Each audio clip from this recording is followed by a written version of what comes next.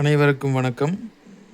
நாம் இன்று பார்க்க இருக்கின்ற தலைப்பு பாதகாதிபதி நன்மை செய்யும் நிலை. இங்கு பாதகாதிபதி நன்மை தருவாரா என்கின்ற ஒரு கேள்வி எல்லோருடைய மனதிலும் எழவே செய்கிறது. ஒரு சில ஜோதிடர்கள் பாதகாதிபதி நன்மை தராது என்கின்ற அடிப்படையில்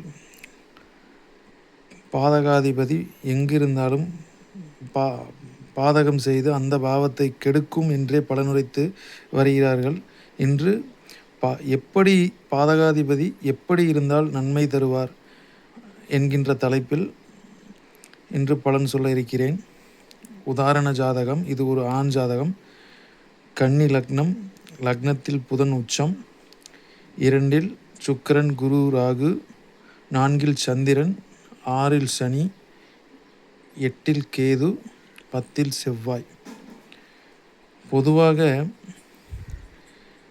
பாதகாதிபதி பாதகஸ்தானத்திற்கு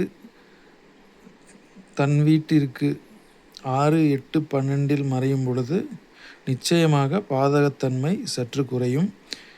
மேலும் இந்த ஜாதகத்தில் குரு லக்ன யோகரான சுக்கிரன் வீட்டில் ஆட்சி பெற்ற சுக்கிரனோடு இந்த குரு பகவான் அமர்ந்து ராகுவோடு 5 டிகிரிக்குள் இணைந்துள்ளார்.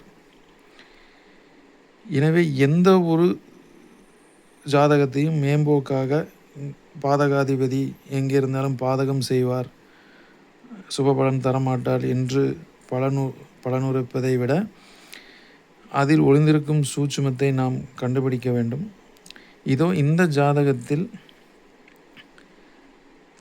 4ஆம் அதிபதியும் 7ஆம் அதிபதியுமான குரு 2, 9 கேந்திராதிபதியும் திரிகோணாதிபதியும் இணைந்து இங்கே அமர்ந்துள்ளதாலும், மேலும் வீடு கொடுத்தவன் ஆட்சி நிலையில் அமர்ந்திருப்பதாலும் எப்பொழுதெல்லாம் ஜாதகருக்கு குரு புக்தி வருகிறதோ அப்பொழுதெல்லாம் ஜாதகருக்கு சுபபலன், குரு பகவான் சுபபலன் தரவே செய்கிறார்.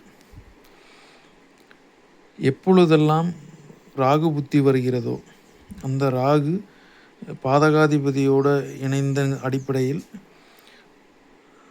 பாதகத்தையும் அந்த ராகு தான் தந்து கொண்டிருக்கிறது. இந்த குரு பகவான் எப்பொழுதெல்லாம் புக்தி நடத்துகிறாரோ அப்பொழுதெல்லாம் ஜாதகருக்கு சுபபலனையே செய்து வருகிறார். எப்பொழுதெல்லாம் ராகு தசை புக்தி வருகிறதோ அப்பொழுதெல்லாம் ராகு சில சோதனைகளை கொடுத்தே தீருகிறார். எனவே பாதகாதிபதியும் நிச்சயம் ஒரு சில கிரக இணைவு, ஒரு சில விதிகளின் அடிப்படையின் கீழ் நிச்சயமாக பாதகாதிபதி நன்மையும் தருவார் என்பதை கூறி மீண்டும் அடுத்த பதிவில் சந்திப்போம். நன்றி, வணக்கம்.